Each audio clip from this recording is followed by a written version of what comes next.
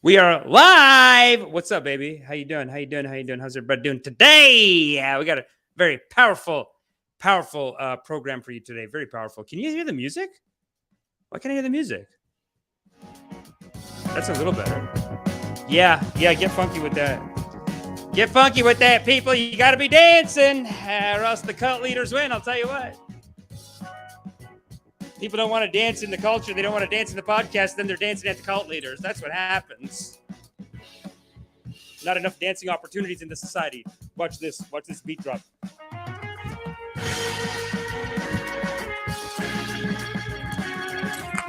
Say, God is great for YouTube. This is free YouTube music.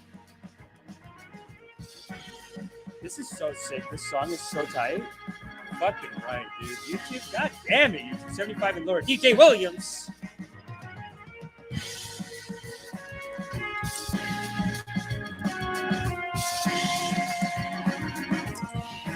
That's it. Get in, get funky with the music, goddammit. Let's go. You gotta be dancing. It's on your karmas.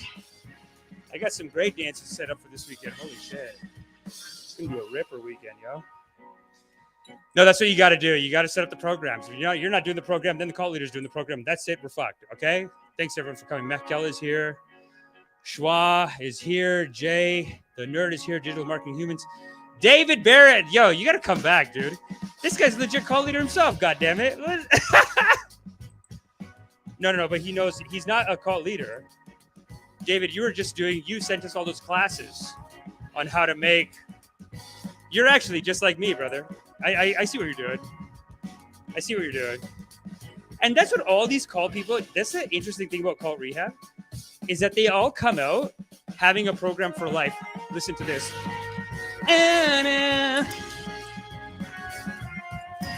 That's it, baby. Rip it. Holy shit, what happened? That's it, baby. Let's go. Get funky with this music. Get funky with it. This music is so tight. Today we got to talk about these NFT red pill lions. I gotta say, these con artists, these cult leaders, they're writing the best jokes, and that's it. Just like Donald Trump. That's it. I mean, we can all try to write a character like this, but honestly, you're not going to write a psycho like these psychos. Like the Nityananda episode, if you haven't seen the Nityananda episode, go back and rewatch it. We're cutting the clips out there. Holy shit, that guy. So silly. So silly. Like one of his moves is he would rename all of his disciples. He would just put their name. He would give them a new name, but every name started with Nitya, and then he would put a name, and then he would put another. So like my name would be like, Nitya Amishananda. That's who you will be. And then they'd be like, thank you, Babaji. Thank you, Babaji. I rub your feet. Please, I rub your feet. Come on. I can't believe Sarah Landry. Oh, my God. What a great episode with Sarah Landry. That was so funny. 9 years she's working for this guy. 9 years. You know what I love about this Sarah Landry that I got to show you guys? So silly. How's the volume, by the way? How's the sound? Tell me. We got to get to these red pill line NFTs in a second because I do think it is a bit of a kind of a red pill scam. But I got to show you this. It's actually so funny. Like when you get a psycho like this, you just go, hey, like you got to, all you can do is forgive. All you can do is when you get the right psycho like this, holy shit. Come on in, everybody.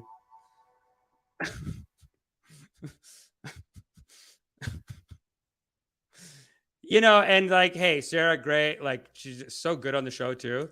They're so cool for coming on the show and talking about it. I'm talking about cult rehab, by the way. Honestly, I gotta say, flagship show. It's killing it, and I love it. Honestly, I'm just falling into these like dark holes of like silliness. You got to see this. This is how you know you're dealing with a right psycho. This is how you know you're dealing with a right psycho. Look at this. So this is the move, okay? She does 9 years in this guy's cult. She comes out. She just says, you know what? I'm not going to be silent. Okay, fine. God is great. So then he gets one of his students to just say, you know what? Fucking rapist. Done. Done. Look at this. This is when you know you're dealing with just the wackiest cult leader. Like, she came out with an expose on their cult, and then they just came back with, oh yeah, but look what you did. This kind of reminds me of even when Steven, I remember he would call out these just straight up con artists, like just evil, like con artists, ripped everyone off, and then Steven does a video, polished, produced video, writes the scripts, there's jokes in it, puts it out, gets the hits. Next day, the con artist does a hit back video saying, oh yeah, you're a rapist. Done. Now this guy's fucked for 2 days. Like, they'll go back and they'll go back and just make it up. That's what that whole thing is. It's like a 10-part series where this kid is like, she was forcing me to have sex on her 9 times in one day. Every day, 9 times you have sex. I don't want to do sex. I said I don't want to. Shut the fuck up, dude. It didn't happen. And the guy has an Indian accent. He's from fucking Markham. Are you kidding me? Markham, it's like half an hour from here. It's no. Sorry, I'm with her. Sorry, I'm with her. Let me play some music. Bing bong ding dong, here comes my ding dong. You know what? I got to say what I got to say, dude. This guy saying in fucking Markham, putting on a fake accent, saying, Sarah Landry, she just, every day she said 9 times I have to have sex on her. I said, no, Sarah, I don't do sex. Okay, I have sex on her. Shut the fuck up. Hey. What can I say? Tough titties. Fuck off, dude. It's bullshit. What is with these people? This is how you know you got a right fucking psycho on here. You know what I'm saying? Digital marketing human says God is good. God is good because God made what a great Leela God has made. What a great Leela God has made for us. Let me put on some jazz music here. Let's put on a little bit of this. Yeah. Can y'all hear that? Can y'all hear that? Controversy. Calvin Picorni says controversy to the max. Controversy is how the Buddha tells us what is to talk about, brother. And we got a great episode today, actually. As soon as this guy gets here, he was supposed to be here at 9. Oh, no, it's 9:05. It's fine. Oh, yeah, it might be 5-10 minutes late. That's all good, man. That actually allows me to do a little service off the top. Then I get to come on in and do a little service off the top. And I did want to tell you all about something. Yeah, that's one of them. That's one of those psychotic things that we got to work on. You know what I mean? It's like when you got a cult leader that crazy, that Nityananda, oh my God. We need more expose videos on him. So we're going to be doing it. He's also selling like an afterlife insurance plan.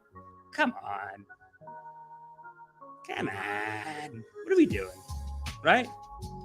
What's the afterlife insurance? They're doing it like it's a comedy bit. They're just joking about it, talking shit. You want to see it? Let's watch it. It's so silly. Afterlife.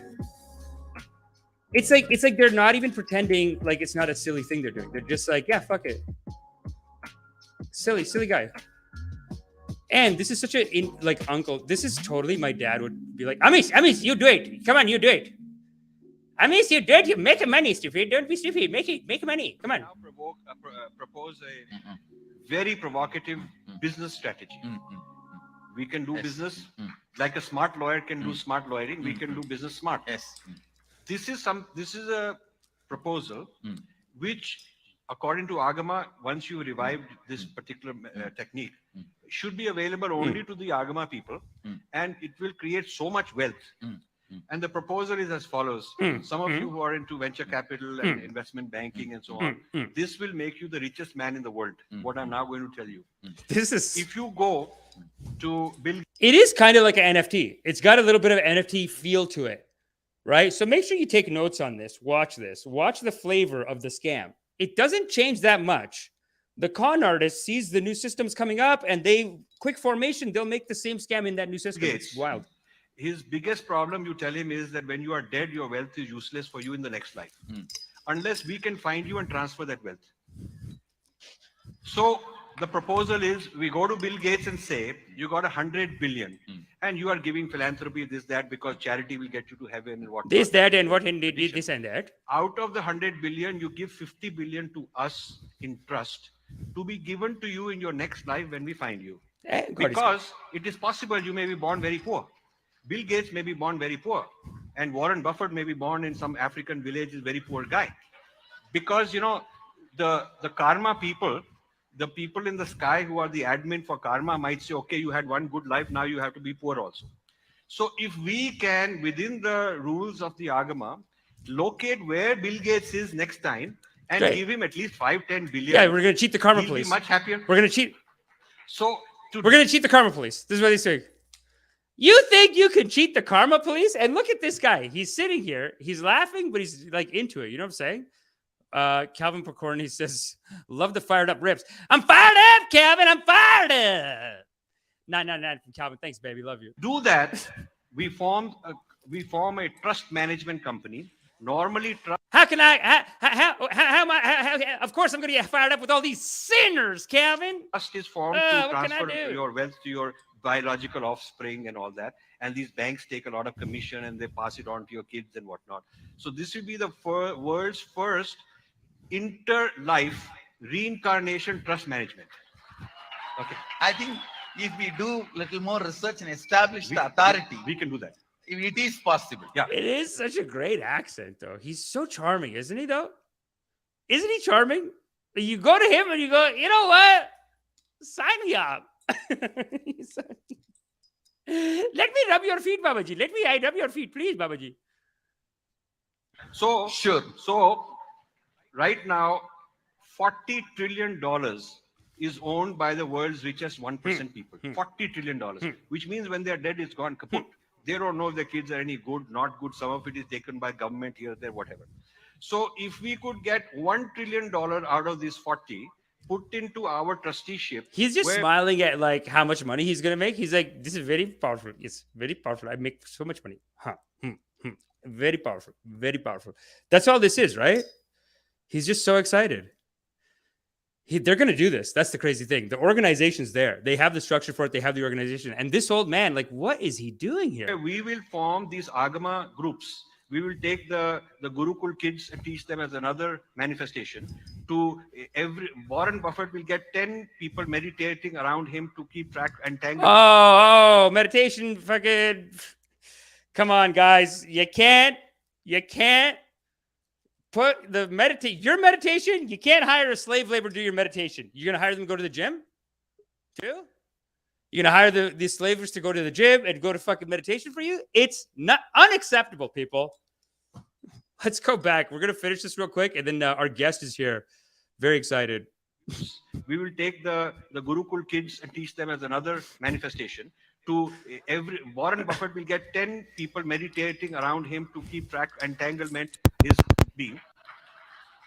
And then like the actually Agama even gives the methodology to bring back where you want. Yeah. And so we can be clearly guiding and bring back wherever we want. So there'll be 2 levels of fee structure. One fee structure, they're like laughing, but the thing is they laugh, but they're going to do it. And it is a little bit like the NFT people. Do you see the similarities? Take notes. Take notes, because I know y'all are getting scammed as like fuck out there. If you're watching this channel, I know you're joining up for cults and shit. You're signing up. It's fine. It's like, listen, I love you. I'm there. They get everyone. They get everyone. And when we start talking about these red pill NFT people, it's interesting. We take 25% a lot of jokes. Of what he's put in trust is our fee. And what we do is we got a GPS on his Jiva Atma. And these kids from the Gurukul will be entangled with Warren Buffett. Another 10 will be with Bill Gates. Like that with all these people. Another, maybe we'll need 50 for Mukesh Ambani. Because he needs more help, more help. So each of these group will follow the Jivatma GPS. And where he's born, they'll go there and give him his money. And say, we are authorized, we have qualified, this is how it works. And 25% is ours. If the guy wants to be born in a particular place of his choice, then the fee is 50%. Yeah. So God is great. This way, God is great. The richest community, the Hindus with Agama become the richest technology. And rather than anybody supporting us, we will be actually the people supporting the whole world, richest people. Wow. This could be happening. So maybe it'll take 5 years, 10 years. This is the world's most powerful R&D center. I feel that Swamiji is the most powerful, cutting-edge research R&D person. Yeah. Babaji is a number one, and Babaji is a number one. You see that, people? The Hindu will rise, people. The Hindu will rise, and that's why you're here. And listen, today's guest is nothing but a really a gift from God, because I was talking to him. We were going to talk actually about me just getting some dating tips, and then I said, you know what? We've been bringing in a lot of these cult victims. We got people coming in suffering from scams, from cults. We can't just do Amish's dating tips. I said it's unacceptable. But then I told him, like, do you know anything about is there a scam? Is there a scam in your community? You can talk about a cult, whatever. And then he, of course, came back and he has the perfect scam. He had like the most perfect scam. Hold on. He has the most amazing scam being perpetrated on the Manosphere by men in the Manosphere community. So give it up and make some noise for the very powerful Guruji, Alex of Playing with Fire. Alex, thanks for coming on the show, man. What's up, buddy? Yo, what's going on, dude? Thanks for having me on. Sorry I'm late. No, all good, man. We were just catching up on a little Nitya. Yeah, I know. I was watching it. It looked some kind of like Hindu scam or something like that. I was like, what is this, like scamming Indian edition? Yeah. No, you know, every community is doing the scams, dude. That's the thing. They get you in a community level. That's kind of how I started this podcast even. I just had so many scam stories of my family getting caught up in them and stuff like that. Yeah, there's definitely a lot of scams and there's different levels of it. Sorry, I'm distracted. Actually, funny enough, we were talking about Rollo and someone sent me a video today that's going to be very directly related to what we're talking about. This is a pretty interesting. Oh, that's great. Video. So I'm just emailing to myself right now so we can play it later. Sick, yo. So actually, yeah, you told me about this Rollo Tomasi thing, and this is really hitting the men's community. Eat with the feminine. The Manosphere community. Very, very interesting stuff, man, and very related to our channel. So thanks for bringing it to our attention. Yeah, dude, for sure. I mean, I'll be honest, I'm not too familiar with your channel, but yeah, there's definitely, I mean, there's different levels. Like, I think sometimes people use the word scam really loosely. You know, there's different levels of it. There's like strong exaggerations. Then there's just extremely unrealistic promises. Then there's like the full-on scams. Right. The NFT thing definitely is pretty shady because everyone knows that NFTs are designed to benefit the creator and the people on the inside and fuck over everyone else. And so It's pretty interesting because I had this guy on my channel for debate, and he was like, his name is Salvo Central, and he's like a big Rollo supporter. And I brought up the idea of the NFT, and he's like, dude, like, he's like, you don't understand, man. Like, people are making money on this. I'm like, yeah, that's not how NFTs work. Like, the people who make money on the inside. And he was like really getting defensive about the NFT thing. So I was like, okay, why is he claiming that people are making money? And then we went on the website and found out he's like one of the people that's like, you know, involved in the project and shit. So he was one of the creators. So that kind of he's in the sales team. Yeah, that makes more sense. If you're like involved in the project, of course you're going to make money. Just everyone else is going to lose money. Yeah, that's so sad, man. And they're doing it in the name of like helping men. Like, how would you describe their role in like the Manosphere? Like, and I'm going to play some clips in a second, but like, how would you describe where they are in the Manosphere, and then kind of like how you would relate? Because you're also kind of in the Manosphere. You're like a men's dating coach. So is this guy not trying to be in your community and be like, brother, we have to support? Like, do these guys come to you and say like, brother, support us? Well, so within like a community, there's also sub-communities. You know, like within Christianity, there's Catholicism, Protestant, and sometimes even though they're under the same umbrella, they actually hate each other more than outsiders. Right. Yeah, Rollo is part of the Manosphere. I'm part of the Manosphere. I would be more. So you guys are like different sects of Islam or like Hinduism. Yeah, something like that. Like where it's like largely the same thing, but we fucking fight all the time. Yeah. Which again, I find that's very true in men's communities and even in like the conservative scene. Like they come hard on YouTube and stuff. They do hard beef videos, but then after a while you find out like, oh, they're like fighting with each other too. Like they kind of bring each other down, kind of. Yeah, exactly. But so anyway, so he would be more red pill associated. I'll be more like pickup. But you know, I talk about a lot of red pill concepts. And Rollo did just literally launch a book, or I don't know if it's already finished or he's writing it, but he has a book, his 5th book, that's going to be on how to pick up girls, some pickup. So, you know, he can't completely say that he's not involved in the pickup community when he's literally writing a book on pickup, which is interesting because he hasn't done pickup in like over 20 years. So that's kind of like a doctor writing a book on medicine, but he hasn't really practiced medicine over 20 years. And then you find out he never actually went to medical medical school and never really practiced medicine to begin with. And you're like, why are we reading medical studies about someone who has like no experience in this space? It's so sad, dude, because he has been, I guess, kind of like, and rest in peace. I don't want to diss Kevin Samuels right after he just passed away, but it seems like these guys are like, a lot of their career is like ripping women who get old, but now he's like a male cougar or something. Like before, I think 10 years ago, he looked like a slick guy to me. Like I thought he was just like whatever, alt or whatever. And YouTube kind of pulled him into more radicalization. Has he always been like this? Like you were saying the book, like I texted you about the book too. You're saying the book's not even good? Rational Male? Well, I mean, it's like, I don't think the book is anything special. I think it's very big. I think it's extremely overrated. That's definitely what he's known for the most. Like that's the only reason anyone knows who he is the book, The Rational Male, which like the only reason people know who I am is because of my YouTube channel, right? So we all have like these things that we're tied into. But yeah, I mean, I think it's highly overrated. I don't think it's anything special at all. It's a lot of it is like common sense stuff. Some of the things I disagree with him on, some of the things I agree with him on in the book. But yeah, I don't think it's like people make it out to be like some kind of Bible, and in my opinion, it's not even close to that. Right. And then he has more books coming out, but then this. Okay, so do you understand how the NFT scam works? Because I can see a lot of stuff that we see a lot in like cult communities where they're and let me just share it real quick. Actually, it's a pump and dump. It's actually very simple. It's a pyramid scheme. So basically, the people who created, they have a shitload of these NFTs. Them by themselves, they're worthless. They have no no inherent value in it. It's something that's like monopoly money, right? Like stocks. The only reason it has value is because other people buy it. So then they promote it to their audience. Their audience buys it. Right. And then the price of the NFT goes up and then they sell their shares and then the price drops. So it's a pump and dump. They get the people to buy, price goes up, they sell, and then everyone else price goes down. So it's the same thing. Like with, for example, with stocks and stuff like that, you can't really do that. Like you can get prosecuted if you do that with stocks.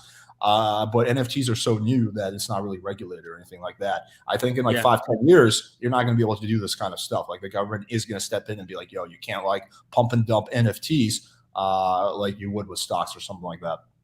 Yeah.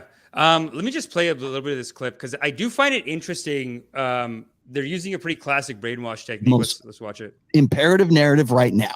Imperative narrative, right?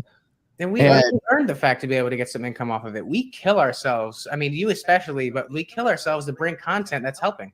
And like, so, damn right, we want a little bit of money, but that's also to just keep doing what we love. We love this shit. So, but it's like also says, I mean, nobody's more about the message than Rolo is. And it's just like he said, literally, we were talking about before we started the show are all the projects that we have. There are for the betterment of men and for the better of a masculine narrative, not to even dominate or compete with the feminine narrative, just so we're there, just so that we have a stake in the game, because feminism has controlled every market you can think of. Now they're going to dominate, like Rocky said, they're going to dominate the NFT circuit. Years later, we'll be like, oh, wow, we should have gotten involved in that. But to speak on any profit that we make from anything, channel, the NFT, you name it, we were just talking before about everything we're trying to put money into next. Red pill content, red pill material, a documentary, expanding more on Rolo's next book and doing a video series that goes along. So yeah, basically, like it sounds like they have kind of this cause. They have like this cause. How much?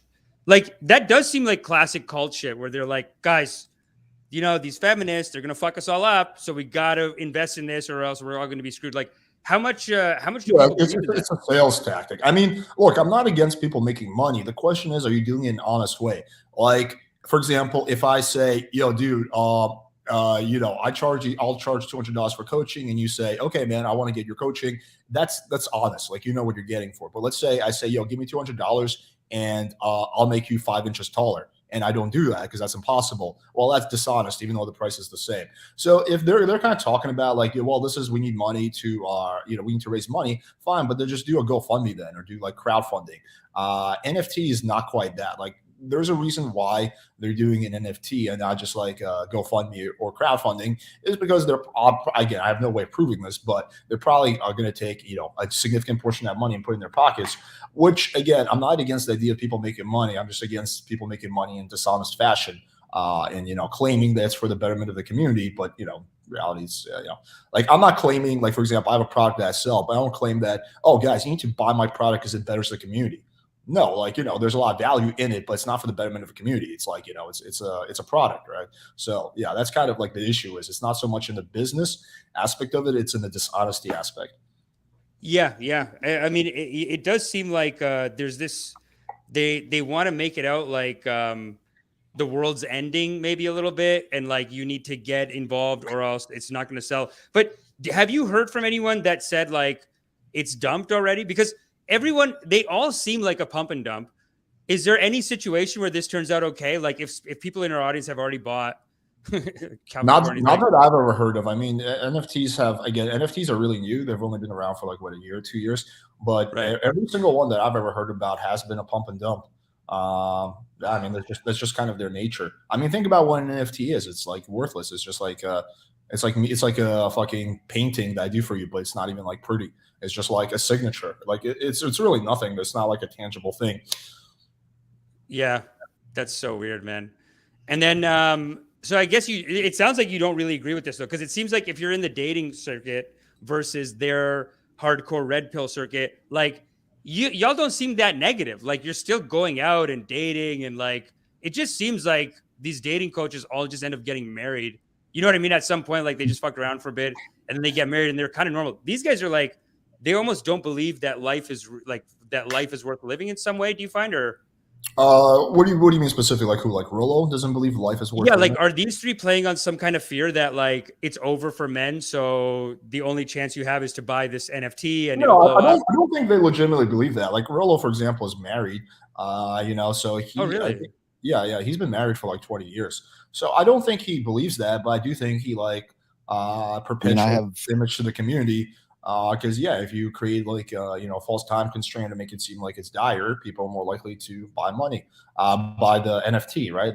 Versus if you're just like, oh yeah, we did this NFT thing. If you guys want it, you can get it. That's not as enticing of a sales pitch as like, yo guys, the feminists are coming after us. We need to raise money ASAP. Like that's much more. Yeah, that's wild. So then, do you get those people ever? I guess like, does anyone ever cross over? Like how do you? Because it does seem like as a meditation coach, like they're just in some negative thought pattern that they're seeing the world falsely. I don't think Rollo truly sees the world the way he explains it. So again, I have no way of knowing that because I don't know him personally. But I don't think he's as paranoid as he makes it out to be online. But I think at some extent he's like, I think my personal analysis of him is that he's very like ego driven.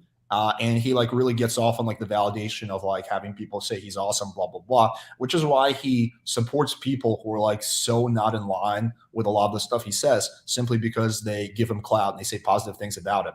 And he'll oppose people, again, who might have a lot of the same values as him simply because, whatever personal reasons. So, yeah, I don't know. I think he's like he's very much like an egocentrist and focused on like he loves like the cold type of thing where everyone validates him, everyone supports him, which is why, for example, if you disagree with him, he bans you from his YouTube comment section. Like I'm banned, right? Like I can't if I comment on his YouTube channel, it doesn't show up, and he's done that to a whole bunch of people, right? They're so aggressive. It's weird that even on here it says flagrant 2 are simps, the rational male Rollo Tomasi. So is he in some kind of beef with flagrant 2? It has to do with the fact that Fresh and Fit went on for Fragrant 2, and they weren't even that bad. They asked like some tough questions, but they were like, yeah, we respectfully disagree with you. They were like very respectful to Fresh and Fit, and Rollo's brand is tied with Fresh and Fit, so I guess he took that personally. Weird, yeah. But that is another one of those things about that red pill community. They always seem like they're just down for a fight. Like they're always like aggressive with the culture and maybe with each other. Like. Yes and no. Like, I actually think Rollo is a massive pussy. I publicly challenged him to debate many, many times, like countless times, and he always makes excuses. And he's literally publicly says, like, oh, you should always never be afraid to debate. Don't be afraid to challenge your ideas. But then when he actually gets challenged to debate, he always runs and hides. And it's like a running joke on my channel at this point that Rollo just makes excuses. He's done it like multiple times. So I think they pretend. Like wait, are you talking about physical fighting or are you talking about debating? Because debating. Physical fight too. That's fucked up, dude. No, I'm not trying to. You could do it. You have the size for it, maybe. No. This is so not what I would do. I would never physically fight someone unless like it was a matter of self-defense. I mean, I think they're like getting in the ring now. Like these YouTubers, it's crazy. It's like it's so nutty. I could never do that. Yeah, the boxing thing. I mean, that's more for like money and publicity. Like, I don't think that's like actually like real beef. I think a lot of it is just manufactured. You know, because there's a lot of money in like these boxing matches. So much money in YouTube boxing. Yeah, but what I'm saying is like Rolo is not going to come on like my stream or your stream and like have a respectful debate. He's not going to do that. So it may seem like he loves confrontation, but he doesn't really. Like, I think he's actually scared of dissenting opinions. Yeah, no, I do find that with a lot of these people. A lot of these red pill and like I just find conservatives in general, like even going back to my uncles, like they would say something and if you debated, they just get so mad. Like they don't want it. They're like, why are you making arguments or whatever, you know? Yeah, a lot of people are really afraid of having debates. It's pretty sad, in my opinion. Yeah, I see this like time and time again. Like very few people are willing to have debates or like even talk to people in different communities than them or people who disagree. I think I'm one of the very few people who does shit like that. Like I'll go on black pill channels, I'll go on feminist channels, and I'll debate them and shit. Like I don't give a fuck. Yeah. But yeah, a lot of people would not do that. Why not? You know what I mean? It's like that seems like where the interesting conversation is going to be. But I guess it's like some people, they're afraid. But this goes back to like what I learned in meditation teachings and stuff, where it's like they're almost in a negative space. They're like lower vibration. It's such an arrogant thing to say. But because of that, they can't see everything. And then if someone challenges their view, they're just like, I don't want to talk about it. Like they just turn it into like a fight and they avoid it kind of thing. Yeah, I mean, I think there could be many factors at play. One is they're worried about like potentially looking bad. Like I never worry about debates because I'm like really confident in everything I say. So I never worry about someone's gonna like expose me, quote unquote. Like whenever people say, "Dude, I got some shit, I'm gonna expose you," I'm like, "Awesome, come on my live stream, let's talk about it." Yeah, why not? You know what I mean? It's like always disappointing too. But yeah, so I think that's part of it because if I debated Rolo, there's a lot of things that I could catch him on where he contradicts himself over and over again.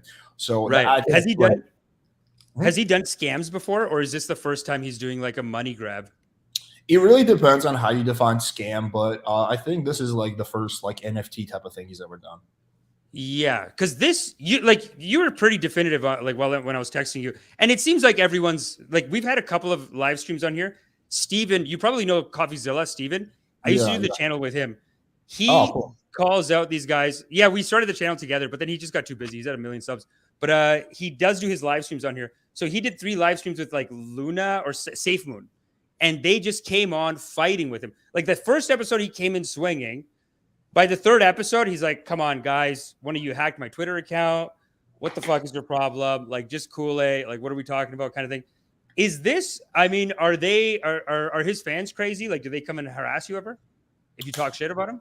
Because I've seen that on Ab and Preach too, where like someone called in and said like, because they were talking about Fresh and Fit, some guy called in and was like, I'll kill you. I'm going to come to your house. And all this. Yeah, it's like sort of. I think most of them are cool. Like I think most people are pretty reasonable, but yeah, it only takes a few bad apples. Like I've had, especially when I used to like call out Fresh and Fit, I had some of their like fanboys DM me and be like, yo, I'm coming to Miami. Let's meet up and let's fight. I'd be like, okay, random person. Yeah, I can't wait to meet you and fight you. That sounds like such a good idea for me. Come on. They said, let's meet up and fight. What is that going to solve? Yeah, like a lot of them like would just like, well, not a lot, but a few definitely would like blow up my DMs, like trying to like fight me and shit. With the Rolo fans, I mean, no, sometimes they just come to like my streams and they like get defensive in the comments and stuff like that. But I haven't had any like really crazy Rolo fan stories, more like Fresh and Fit. Yeah, Fresh and Fit seems like I've had some really crazy social justice warriors. Like the hardcore left. Yeah, I've had them like do some crazy shit. Like to the point where they're like messaging my girlfriend and like trying to insult her because she's dating me, which is like so bizarre because like their whole idea is like pro woman, but like you're attacking a woman, like because you're dating someone that you don't like. That's so weird, dude. Yeah, so I haven't, but yeah, to be fair, I haven't seen too much of that from like the Rolo fan crowd. Mostly just like bitching in the comments.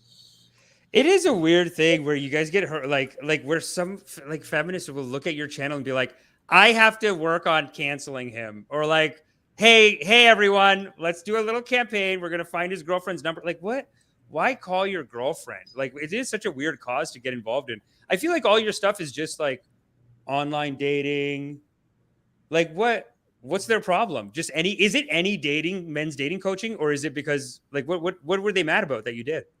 Because I haven't seen anything you did that I'm like. Yeah, well, I think pretty much any reasonable person would look at my content and be like, oh yeah, this is pretty standard stuff. Like I don't really think I say anything like that's too out there. But I mean, it really runs the gamut. There's been so many things. Like for example, one specific video they took issue with was I have a TikTok video that's like, if a girl doesn't want to give you her number, send her this message. And it's basically like the message goes something like, hey, if you wind up hating me, you can always block me. Haha. Like something like it's playful, it's funny, and it works. but they took real big issue with that because they're like, oh, dude, you're not respecting her. She said, no, you shouldn't be trying to get her number. That's so rude. They were calling me like a rapist, and it was insane. Like their logic is so faulty. So that's like one big piece of content that they really took issue with. If we don't make that much of an effort, though, like nobody will fuck. Like I know, it's like crazy part. That's the crazy thing. It's like, there's a mental health epidemic in this economy's fucked. There's one thing people can do for free. They can have sex. And they're just like professional cock blockers. Yeah, like a lot of these people live in this delusional reality where they think that women are as proactive about sex as men, where like if a woman wants sex, she's just going to hit up, okay, guys, I'm ready to fuck, which in reality is not how it works. Like if you're a guy, you have to be like somewhat consistent and persistent, if you want to. Consistent and persistent. Yeah, like you do have to follow up. Like I'm not saying you have to like harass girls or like be annoying, but following up a few times, there's nothing wrong with that. But they act like just because you like follow up with a girl, like you're like somehow forcing her to do something, which is so not the case. Come on, you got to do the follow up. They'll end up depressed. They'll be like, nobody calls me. Nobody cares. Dude, you know how many girls are like, nobody cares. You know what I mean? Like they want you to push a little sometimes. Where they're like, does this guy really care about me? Okay, I'm stopping with him then. This other guy texted me like 2-3 times. That guy could be a psycho. Sometimes I feel like if without some kind of like training, then basically what you're doing as society, you're saying, okay, only psychos get laid. Because like psychos can get laid easy. They don't get that. I feel like they don't get that dynamic. Like these psychos, like there's people that are crazy, don't give a shit. It's easy for them. And then if someone's like a nerd, it's like, okay, then you're basically telling all the nerds, no fucking for you. Or like anyone who's not smooth from day one or whatever. Yeah, I mean, there's a whole like dark triad element of game that some people do, and yeah, like if you're willing to do dark triad tactics, obviously you have a big advantage. But like it's up to each person to decide whether that's like something that's consistent with their ethics or not. What's dark triad? That's a voodoo? Does it pick up voodoo? No. Dark triad is like more like manipulation type of tactics. Like for example, an example would be like love bombing or something like that, right? So like telling a girl that, oh my God, you're so special, you make me feel like this, right? In an attempt to like get her to bang you or something like that. Or another one might be something like gaslighting. Like, love bombing. I do that. It's like part of my teaching. I'm a loving kindness coach. I have to love bomb. Like it's like they actually teach us to do that. But are you doing proactively tell people that you like love them and they're beautiful and like you're doing great? But but here's the question: are you using that because that's how you feel, or are you saying that in a way to get something from the girl? Oh yeah. Okay, no, I do feel it. Yeah, that's the big distinction. I have feelings in my heart. You know what I mean? Oh yeah, there's a big difference between expressing how you feel and using love as a manipulation tactic. Like those two are right. That's what they call love bombing. So love bombing is when you don't even care, but you're like, I love you. You're pretending like you do. Exactly. Yeah. That's crazy. Okay. Or like another one might be like gaslighting. So for example, let's say I have a date with a girl and I'm like 20 minutes late. Instead of like taking responsibility and being like, hey, yeah, I'm sorry, blah, blah, blah, I would make it seem like it was her fault. I would be like, oh, no, I'm not late. You got here early, right? That's a very small example of it. But you can see how like in the course of like a man to woman interaction, how if you're always gaslighting her and making her think that the things you do is her fault, like that can be pretty toxic. So those are more like dark triad tactics that like the quote unquote psychopaths will use, but like most normal guys would not do that. Right. That's interesting. I mean, though, like even that second one, I guess, you go like, oh, that's your fault. Oh, that's so silly. I kind of do that to everyone, like as a joke, but I'm joking, but it does like, like there's a big difference between fucking around, joking around with like a girl or your friends and like being serious. Like when you're gaslighting, you're not joking, you're being serious. Yeah, that's serious. Yeah, like, you know how I was like 10 minutes late today? Imagine if I made it seem like it was your fault. I was like, dude, like, what are you talking about, man? I'm not late. You started early. Like, like that's kind of a minor example, but that would be like gaslighting. That's fucked up. Yeah, no, that is messed up. That is messed up. I know people who do that though. That's so crazy. I can't do it, but I know people who do it. I know people who do it too. Yeah, it's a dark triad tactic. But the people I know who do it, like it's like girls and they do it at work and I don't think they know they're doing it. Like they just are so embarrassed that they're late or they didn't do something. So they go, well, yeah, you didn't do that. So it's your fault. Like they'll just like turn it around on people. Yeah. Like a lot of people who do it, they don't even realize what they're doing, but yeah. Yeah, for sure, man. Wow, that's crazy. So Red Pill Lion. Wait, I did want to show another clip actually from it because we do have a lot of people here. I actually am a TV writer, so we do have some people that are always asking about TV and stuff like that. And here they have like an interesting conversation about it that I want to talk about. Okay. Developing into, because there's so much interest in this, and just like what Rocky was saying before, is at the same time we're also sort of banging our heads against this narrative or this gynocentric social order, I should say, that is in the media and is promoting it. You know, has no trouble with funding, has no trouble with celebrities getting behind it. And before we continue here, I want to explain sort of my philosophy. So, did you say something, Alex? Yeah, I was gonna say, can you pause it for a second? I just want to comment. Oh, sure. So that's a common thing that Rolo does. Is he talks about the gynocentric order, which is something he pulled straight out of his ass. Like, it's really ironic too, because feminists talk about the patriarchy and they're like, oh, the reason we're not successful is because of the patriarchy. That's what they're doing. Rolo's doing the same thing, but he's saying, oh no, it's not the patriarchy, it's the gynocentric order. So it's just like it's a way of like deflecting responsibility and making it seem like this is under conspiracy. In reality, you just become the thing that you hate, right? Like you almost project. It's like a weird project emotional thing where like whatever fight you get involved in, you are doomed to become a little bit like that person because you're going to watch them, you got to study them. So whether you came in with a similar, it's almost like like these guys and like the feminists that are trying to cancel you, probably they are like some opposite side of a spectrum. If that's why I feel like we should make an app called Extremist Tinder, and you just take those two, and if they start fucking, maybe they'll be happy. You know, like they're just on opposite sides of a thing, but they're just polarized by mistake. They're actually the same character. Like when I hear these guys talk, when you go to the extremes, it's not a line; it's more of like a circle, and you actually overlap. It's very ironic because feminists blame their issues on the patriarchy, but then like let's call them menists or whatever role is, they blame it on feminism, right? And it's just like it's literally the same thing. One group is saying that men are the problem, the other group is saying that women are the power and they control the world. Like who really controls the world? I think neither one of those is correct. Like neither men or women.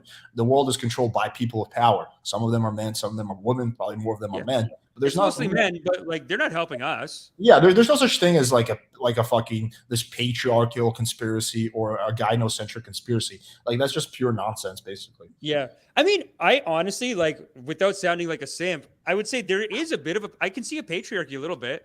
I can see some places where women have advantage. Like it's complicated. Okay, you know what they always bring up that I'm always like, they got a point. They always bring up war, where they're like, oh, women had it bad. Like women had it bad, eh? We went to the fucking wars, so we fucked. Like, you know what I mean? So that is one good point that they make. Overall, yeah, like I can see in history, like especially with coming from like going to India a lot, and then knowing stuff about the 70s, 80s, like women weren't allowed to get a divorce until like 76. They couldn't get a divorce unless the husband let them. So there were until very late in American history, women were just told like, no, you got to just stay with the guy, and we can't. Yeah, no, for sure. Yeah, so there's stuff like that. If anything, it's the other way. I give them credit on this. Like these guys are just complaining. Yeah, no, I mean, there's definitely historical issues in the past. Like, yeah, like women got rights relatively recently. But if you look at it, like now in the U.S. and first world countries, like we're not talking about like Saudi Arabia or something like that. In like first world countries and the U.S., legally, women and men have the same rights. Yeah, no, I'm with you on that. I'd say it's there. I mean, yeah. Yeah, I understand like certain communities, it might be harder for a woman to make it, like maybe like, I don't know, like something that's like an old boys club, like the legal field or something like that. But even with that, there's like some very prominent female lawyers. So like any field you find, there is women who are very prominent in that field. Like I would like someone to name a field where there's not prominent females, right? Pretty much every field there is. So, dude, but law women kill it. Like some of the biggest celebrity lawyers are women. Like Gloria Allred killed it. Also, Gian Gomeshi. I don't know if you're familiar with Canadian. Like this is like a big, kind of like a big SJW scandal that happened here, where this guy who was like a male feminist on the radio, he got caught beating the shit out of women, just beating up women behind the scenes. So like typical, right? But like he would just these monologues, like hey, and he talked like very soft, or whatever. But his lawyer was like a power. Like it was like this woman who was like. She had like headshots and shit. You know what I mean? She was like very powerful, very strong lawyer. I mean, yeah, I'd say they're killing it there. I mean, there are places where I think there's still like inequality, whatever, but not worth complaining about. You know what I mean? That's why I think it's so much more positive to just date or like get out there or whatever. Yeah, but the point I was making is Rolo constantly does that. He's talking about the gynocentric female, the order, which again is like it's just like something he just like pulls out of his ass. Like that doesn't exist. But he like has this like it's like us versus them type of mentality. That's what he tries to instill. It's like us, meaning like the people who support me, the people who watch my channel, and them. Yeah. Gynocentric order. Those are The like gynocentric order. It just sounds so evil too. It almost sounds like he's doing his own Handmaid's Tale. It sounds like it's something that could be a real thing, but it's really not. It's just like something he pulls out of his ass. Like he does it to create an us versus them mentality, which is very powerful in terms of like building a brand and like cults and stuff like that. Yeah, no, I mean he's got these two unlocked. Like this, basically, this is another. Like this guy for the whole episode is saying, Rolo, you are my Babaji. And then this is his little brother. That's what makes it so sad. It's like an indoctrination because the little brother is like, it's just so cute. Like the little, like these two are talking about how like women are destroying everything. And then the little brother's always like, hey, and if I could add something like, yeah, with the way things are going, like we're not going to have any freedom in 5 years. So we should invest in our own thing, right? Like he's just always coming in with these points. But yeah, no, it's so weird. Did you see like the guy in the middle? I forget the Savo guy. Did you see that he was? Did you see the clip where he was on my channel? Oh no, I haven't seen that one. Yeah, so you can send me links in here if you want. Yeah, I can send you. But it was very long, so just to give like a quick synopsis. But basically, he came on my stream because he was really pissed off that I was criticizing Rolo. And dude, like he was like super emotional on that stream. Like he got so defensive when I would criticize Rolo. And I'm like, dude, like why are you getting so like defensive? Like why are you like fanboying so hard? And he's like, that's my uncle, bro. I was like, what does that even mean? He's like, oh, come on. You can see he's like super emotionally like attached to Rolo. Like almost like a husband and wife type of thing, which is like really bizarre to me. It's a Babaji it's a Guruji relationship. Dude, I get the same thing with Jordan Peterson. If I say anything, man, my friend put up a video and I just reposted it. I don't even care that much. Dude, this guy's been sending me essays. Like, you don't know, he's standing up for men. You need to have respect. Like, they're so upset. I'm like, don't be a bitch though. You know what I mean? Like, who cares, dude? Yeah, people fanboy pretty hard. I guess, everyone's looking for a leader. It's a big part of how they build these followings. You can really see it here. Like these two are just like lost and they want like a dad figure to be like, teach me how to live life and teach me what to do. And he's actually funding their TV shows and stuff. So he is like a real mentor to them. He's helping them with their channel. Like, what's that? You think it's sugar daddy? I mean, I would say it's like mentor-ish. Like, I mean, they're not fucking, or so you think. No, I'm just kidding. I mean, it's really I know, right? But I'll do anything, Babaji. I'll do anything. Like they just start begging. I just feel like they're all straight, or else they would. No. I mean, I'm not making that claim. Yeah, no, I'm sure they are. But it's like a really weird like fanboy type of cult type of thing. Yeah. It's sad because it starts at young age and it is people who are vulnerable. Like that's what we always find, that people that get caught up in these cults and stuff, they are in a vulnerable position. And I wonder if something happened, Yeah, I just think like as a man, you shouldn't like fanboy over anyone. Like I don't even if you like my content a lot, like I don't know, I don't want people to fanboy over me. Like I'm just like a normal person, with pros and cons. Yeah. But when people like fanboy, like it's just not a healthy thing to be like this idol worship where you just put someone on a pedestal. Like it's just not a healthy thing to to be in. So as a man, it's like, be a fucking man, dude. Like I'm not even into Manosphere shit, but when I see them like getting so like, no, without my Guruji, it's like, bro, that's fucking like, that's like India. Like people were like that in India, man. They would get up, they would cry.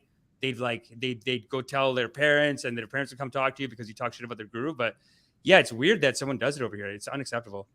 It's like, we're free, man. What the fuck? Yeah. Like you're giving away your freedom. You're supposed to think for yourself and live for yourself, basically. I didn't see if you sent a link. You can send a link inside of StreamYard, inside of the studio, but also I'm here. His name's Eric Savo? Yes. Well, Savo Center. Yeah. It's the first one. Oh, sick. Okay, cool. Yeah, and then just go like maybe like 2 hours in. It was a really long one. Oh, damn, dude. You're doing these live streams like us. Fucking sick. That's great that there's a market for this. Oh, funny. I'm wearing like the same exact shirt as I was in that stream. Oh, sick. It's your branded Playing with Fire shirt. Asking, is that the only one you have to say for bad, as in he does negative? That's different. Bro, he just launched a fucking...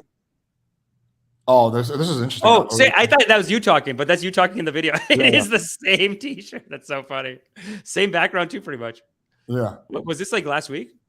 Like 2 weeks ago. Oh, okay, cool. No, that's fair, dude. Come on, you can wear the same shirt 2 weeks. NFT. Okay, all right, he's all right. really Not that scamming either. people out of Not money. that either. Not that either. Well, do you know what the Negative. Did he Hold or on, did he hold on. not launch an NFT? Hold on. Negative as in bad. You said he does some good and he does some bad. Now you're a literal guy, so you should be able to follow this. Bad meaning negative, negative meaning harmful, harmful meaning different from saying shit that you disagree with on a technical basis. He does not do harm to people. He's done a lot of good. So is he defending his Guruji, the Rollo Tomasi here? Yeah. Wow, dude, he's coming at you guys with the rip. Let's hear this. This is great. He has done a lot of good, but taking money out of people's pocket for something as scammy as an NFT, that's not a First good day thing. holders of the NFT spent $190 and flipped it for $3,000. That's giving his fans utility to make their own money. Dude, are you going to argue for the utility of NFTs? No, not in general. I'm just telling you, not in general in the crypto NFT sphere. I can't tackle it all in one breath. But spending $190 as a fan of Rollo to make $3,000 on your first day is Rollo giving you a tool to flip and make your own money, and they did that. Because it's a pump and dump. Because the only reason those people are going to make money is because other people invest. It's a pyramid scheme. That's how NFTs work. Right. Do you ever get the feeling, Alex, though, that like, I mean, I know you're saying that you think he's the Rollo guy is just like he knows what he's doing, whatever. But do you ever see these guys and you think like you can almost see the money in their eyes? They're like, no, you don't get it, man. You can, if we get out, like everyone will just they don't see the math ever. Every time I'm trying to tell them, are they brainwashed? What do you think? Or they're just like lying? I don't. It's hard to imagine. Who are we talking about specifically? The Salvo guy? Yeah, like this Savo guy. You think I think he believes in what he's saying. Yeah, he's like I think he legitimately does believe it. Like, I think he's just like straight up brainwashed. Like, like someone who's like a Scientologist, for example. They're convinced that Scientology is real, no matter all the objective proof you give them. So when someone is that indoctrinated, they're just like really stuck on there. That's too bad.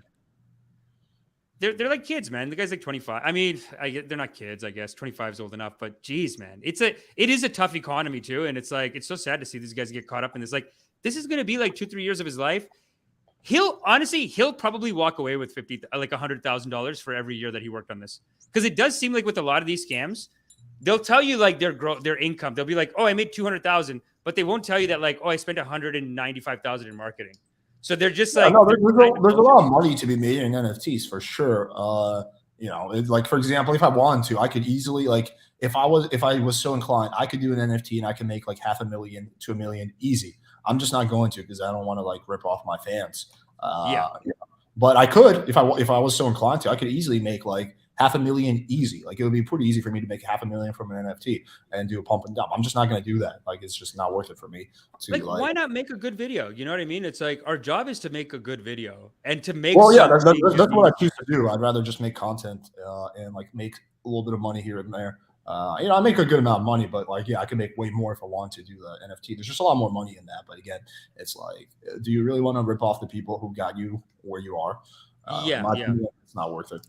So you're like, it sounds like you've looked into this. It sounds like this is what's happening with all of these like shitty NFTs. My sister just sent me some company that she's watching too. They're called like 3TG Warrior Academy, and they're like crypto NFT day traders. And it's like they just wake up every day. They don't even have these kind of numbers, but they just wake up every day like, come on, everyone, crypto warrior. What are we doing? What are we buying today? Whatever. It does seem like what have you seen the aftermath with these guys? Like what happens? Like they buy in, like what, 20% of them make all the money. And then have we seen any fallout of the other 80% being like, I fucking lost? It's definitely less than 20%. It's more like 1 or 2% make all the money. Typically with NFTs, it's not going to be 20%. But yeah, like I mean, the way to like when other content creators like who've done NFTs, the way it's always worked is, again, they create the NFT. They have a good amount of their money or a good amount of equity, right? Then they push it really hard. So that's the pump part, right? So they promote it to their audience and they get the audience like really invested in it, and their audience buys it, and the price just skyrockets. And as soon as the price is like really high, they sell, which hasn't happened yet, but it is going to happen with the Rollo thing. And then the price plummets, right? And then that stuff that you invested in is no longer worth that, because it's literally like a pyramid scheme. The only reason the people at top are making money because the money is coming from the bottom. It's like the epitome of a pyramid scheme, basically. What do you think of MLMs? Because we've actually had a lot of people who do MLMs on the show too. I mean, there's different kinds. Like, I mean, I think some MLMs actually have a good product. I'm really not a fan of that business model, the MLM business model. But like some MLMs, like legitimately have a good product. Yeah.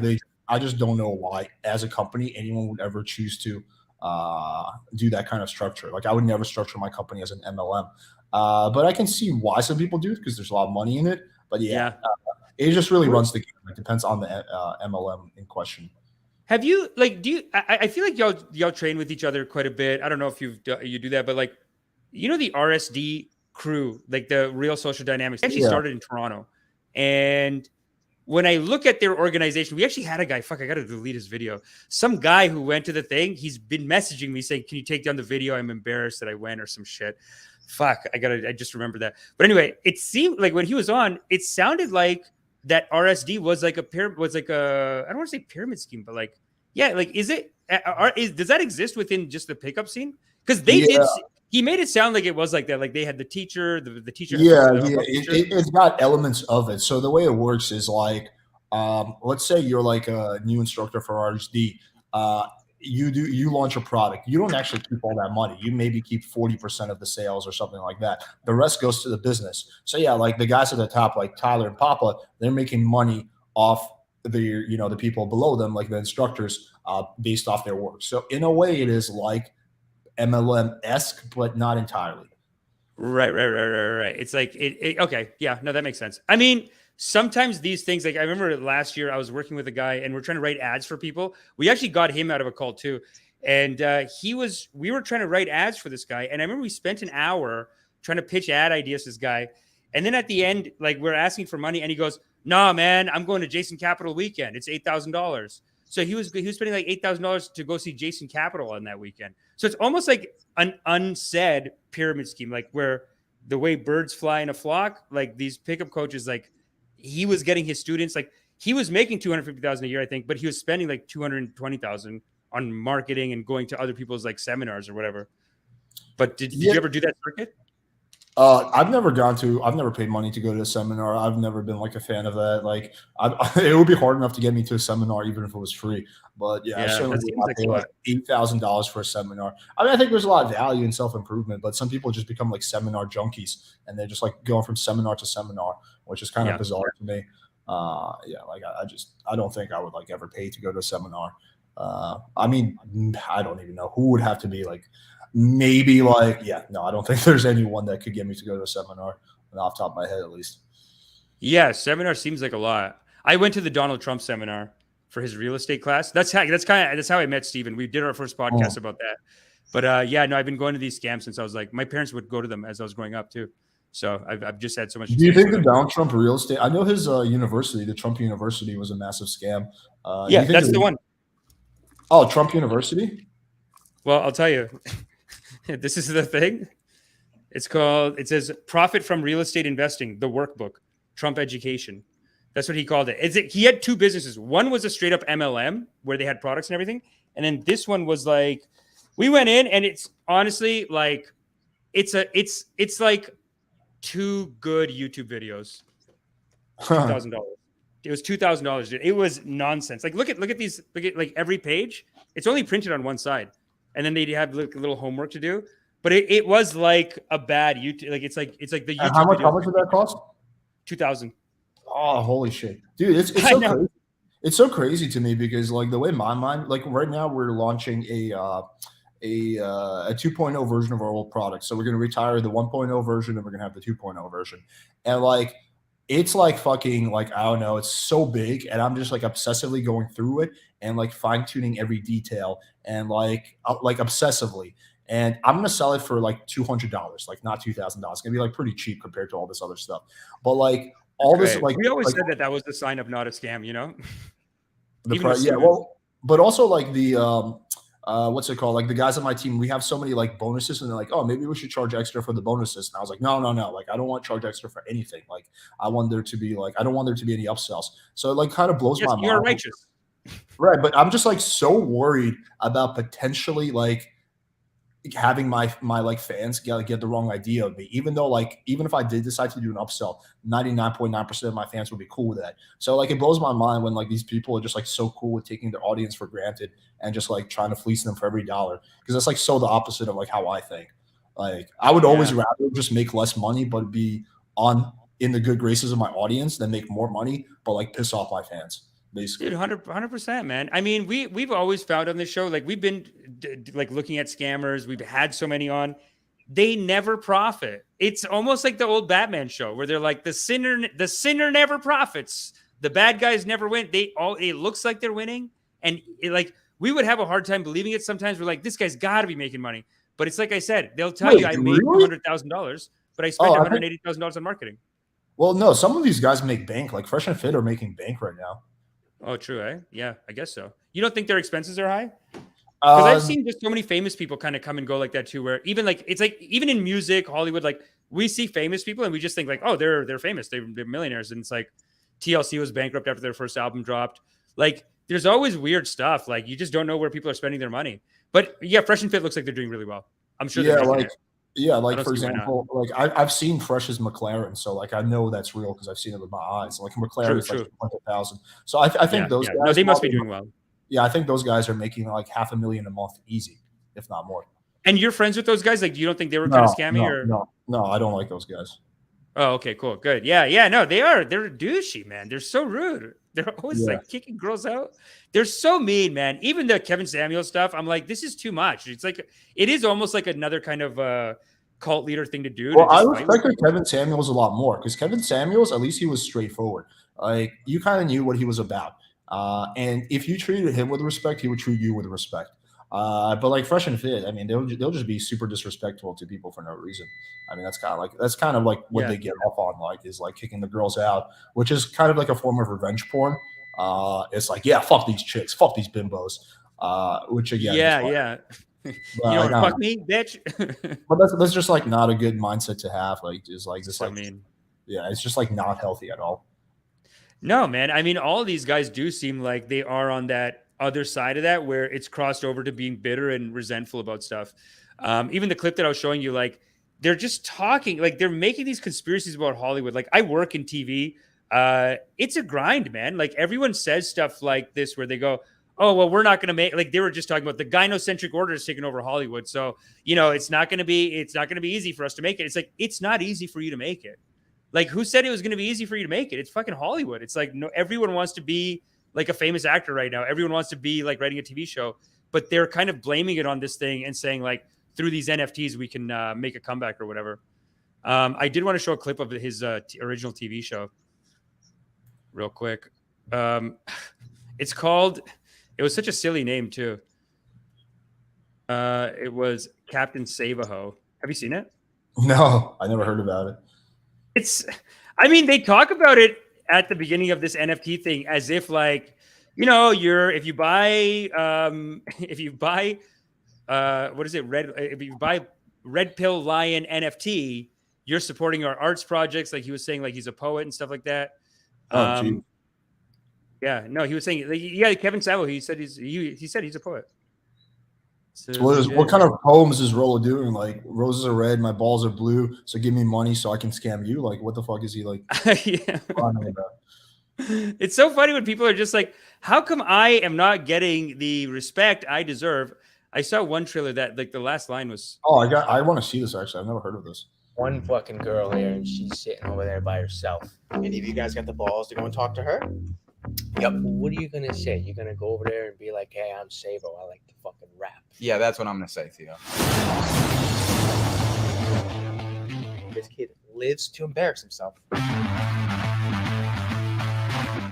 gonna bomb, isn't he?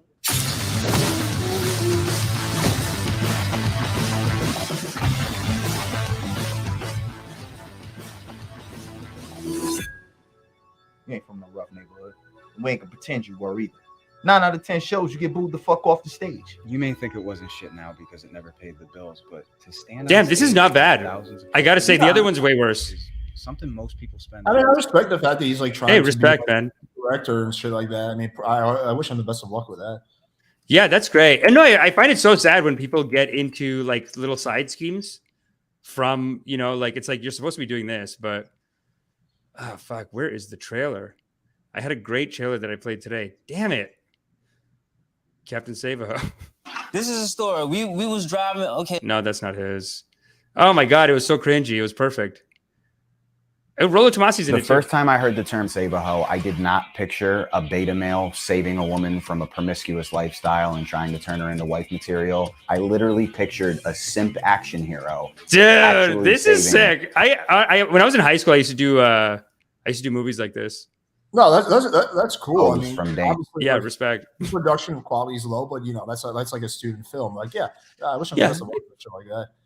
Yeah, I hope it works out, man. I mean, listen, you know, you gotta be careful. I always feel bad when artists get caught up in like these get rich quick schemes too, because they do like genuinely want to make money for like almost like a good reason, but so many people just get sidetracked. But you know, Maybe I'll one make, good maybe thing I'll that you make said- my own movie. I'll call it Captain Bangaho or something. Captain Bangaho. Yeah, there you go. I'll make like a spin-off. Yeah, dude. Oh my god. So what do you think is the timeline on this Red Pill Lions? Like, do you think in the next month or so? Like, when do we find out? May 1st is when it launched, and then they just stopped making videos about it.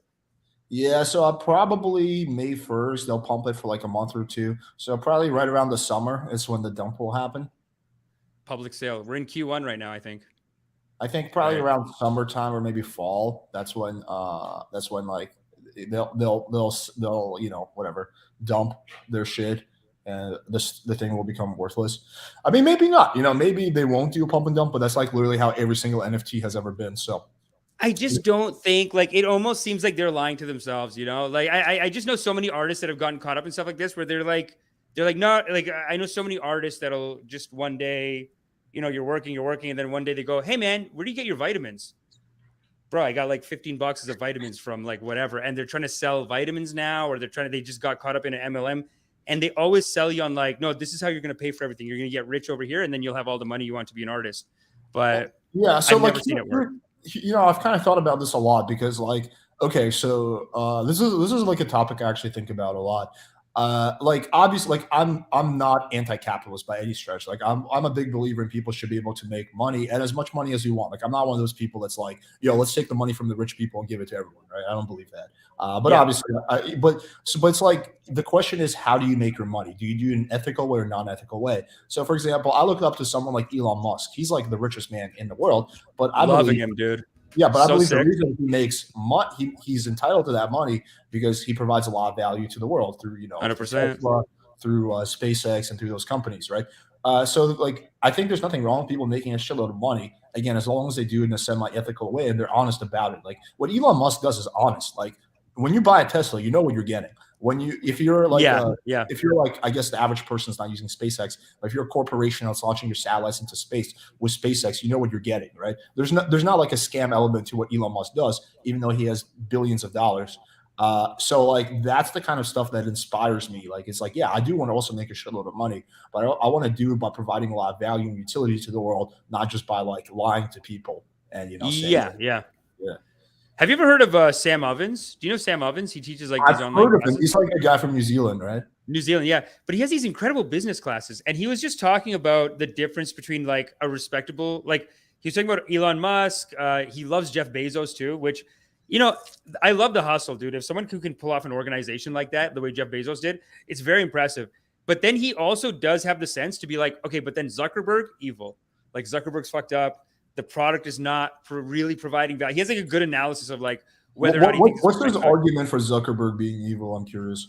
his thing is like businesses start. It's a whole thing about first conditions. So he was saying that like at its core, Facebook, like the way it started with like a backstabbing, and then it started with this core of like just being this kind of meaningless site that doesn't really make money. It's almost like I wouldn't call it pornography, but he's basically saying like it's got that kind of a thing. Whereas you look at like it's got the kind of a thing where like there's no real social utility from it. Whereas you look at electric cars and it's like that is a real step forward for humanity.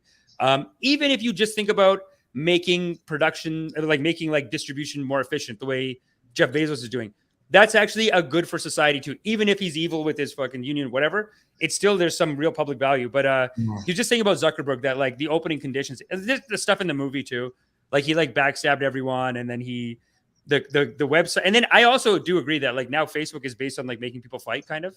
Kind of like TikTok, apparently. Yeah. Like I think there is some inherent value in a company like Facebook, like, you know, connecting people. Like, for example, like before Facebook, like you know, you have a fucking distant cousin you never talked to, but now you can search your last name, you can finally connect with people. There's like these cool Facebook groups. So I have personally received some like tangible value from Facebook through connection with people who I would normally never in a million years get a chance to connect to, which is great. But there's also like definitely some inherent evil in that shit also, with like the fucking polarization of politics and all that. That largely has to do with the social media side. So yeah, that one's more complicated. I think there's like pros and cons to Facebook. Yeah. Also, with the censoring, I'm really not a fan of like censoring or cancel culture. Yeah, I know. We got a troll. We got a troll here. We always get a troll somewhere. But Helio Rosa, when Austin came on, someone was talking shit to him too. Plenty of scam elements to what this dude does. $200 a course PUA. Come on. Let me kind of defend that. So okay, but so the question is what is dishonest about what I'm doing? So on my sales page, I outline exactly what that person is getting. Right, it's a very detailed product. They get access to a mastermind group where they get one-on-one help, you know, for me and like some of the other guys. So like, I don't understand how that's a scam. I'm not telling them that this is like, oh guys, you know, buy my $200 product and that's going to like save the whales or like fucking save the manosphere. Well, No, make you a millionaire is the issue, right? Yeah, like, no, you're paying for an educational course. And I think, well, right now I think it's priced $169. I think that's pretty reasonable. Like $169 for a really detailed educational course that took me over a year to create. Like, so you have to keep that stuff in mind as well. Yeah, no, I think it's a fair price, and you're not making any. That was the criteria with Steven, because we had even John Anthony Lifestyle on the show, and I didn't know that.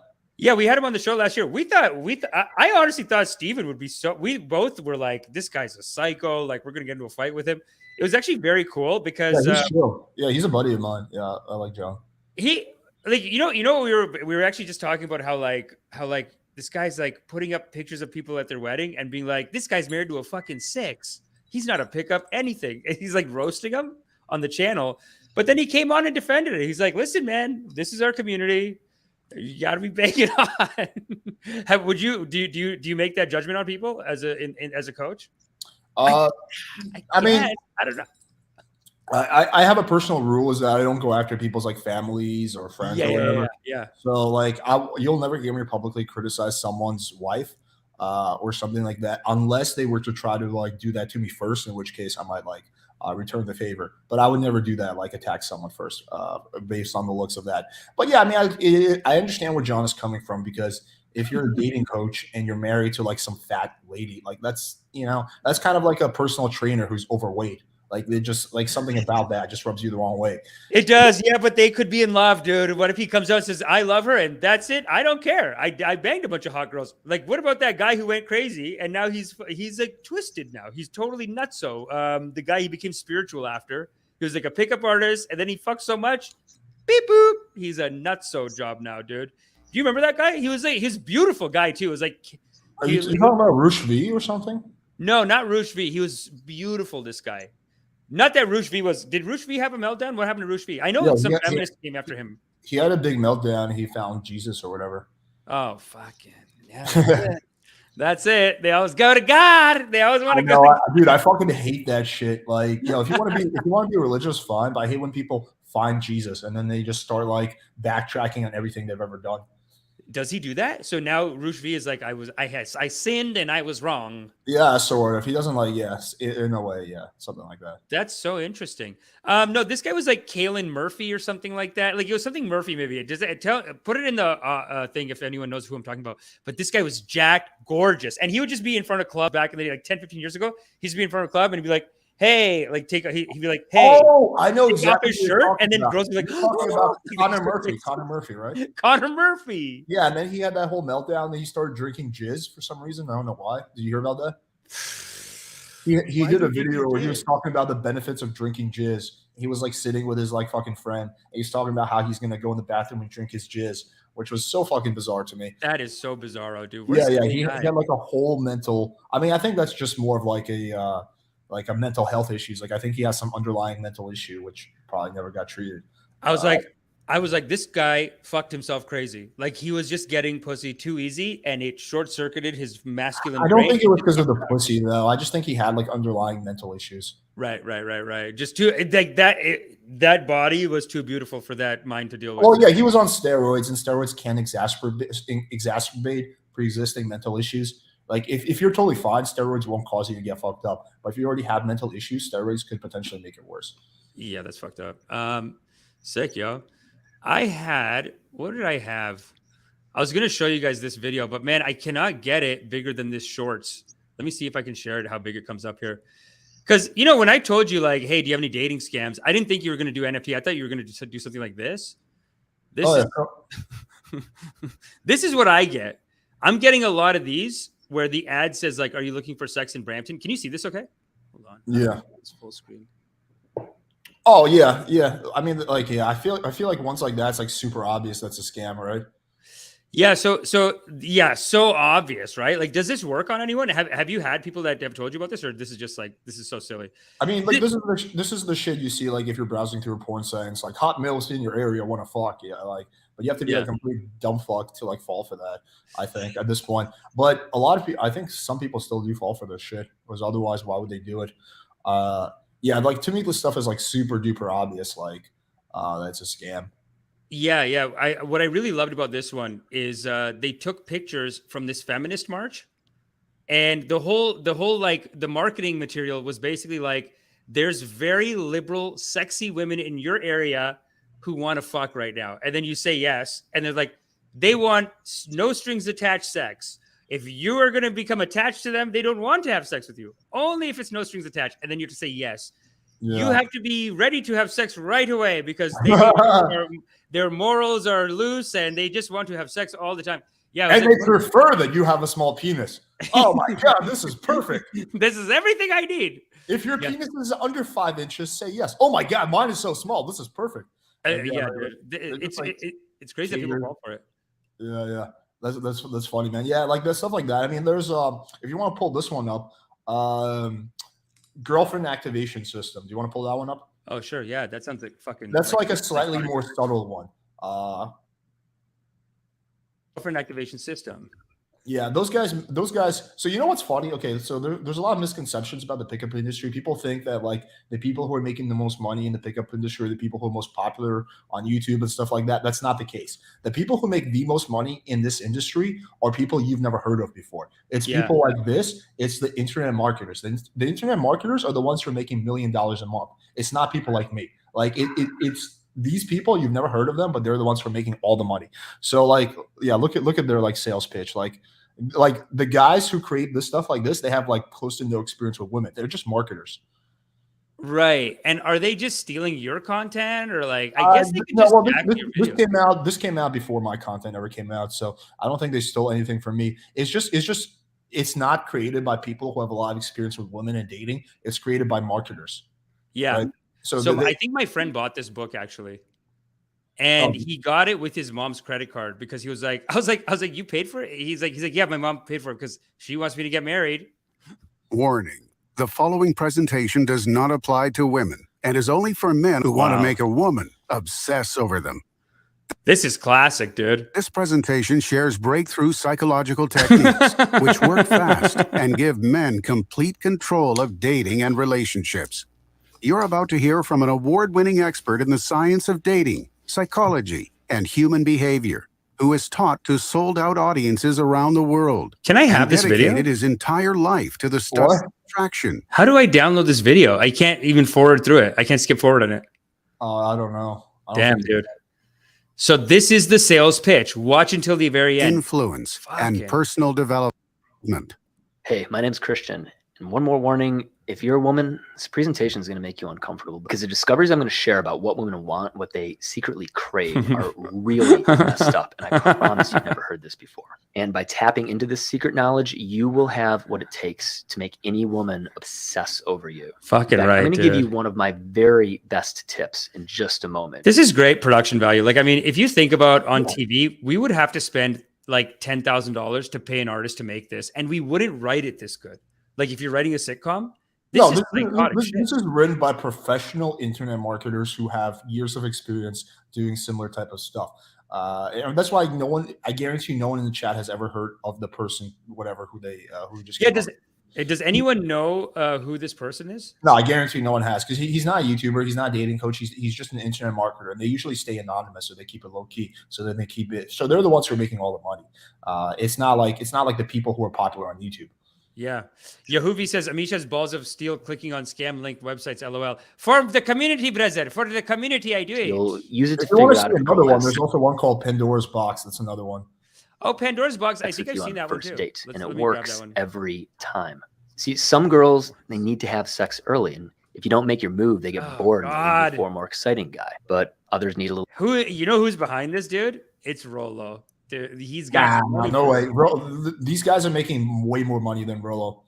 Really? Rolo's not even coming close to these guys in terms of money. You know what these guys are? It's almost like people in this kind of industry are like gamblers. And then the people making that are like the one gambler who's like, they don't get caught up in anything emotional. Like, I mean, they're not making videos of themselves and they get the best shit, eh? Visit Vin DiCarlo. Hold up. Visit site. This looks great.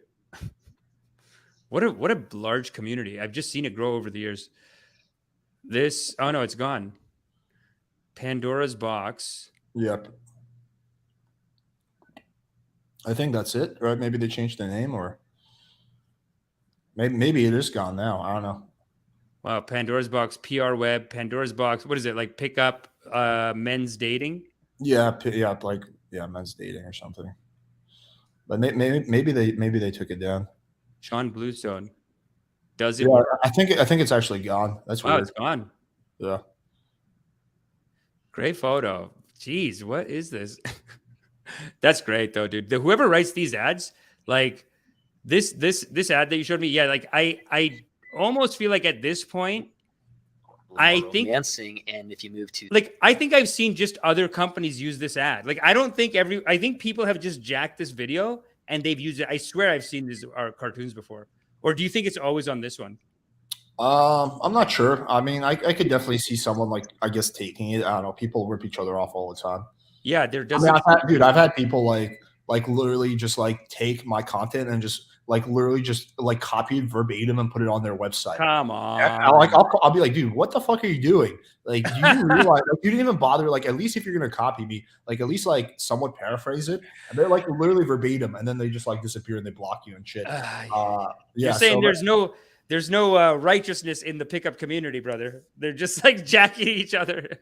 Yeah, but some of them are lazy. They're not even they're just literally you can even see my branding in the background, the PW branding. They're just so lazy with their fucking plagiarism.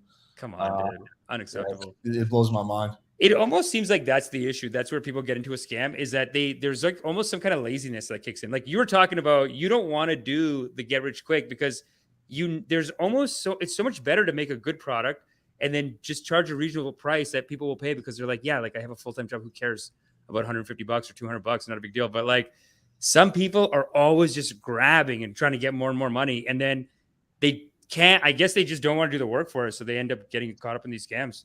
It's too bad.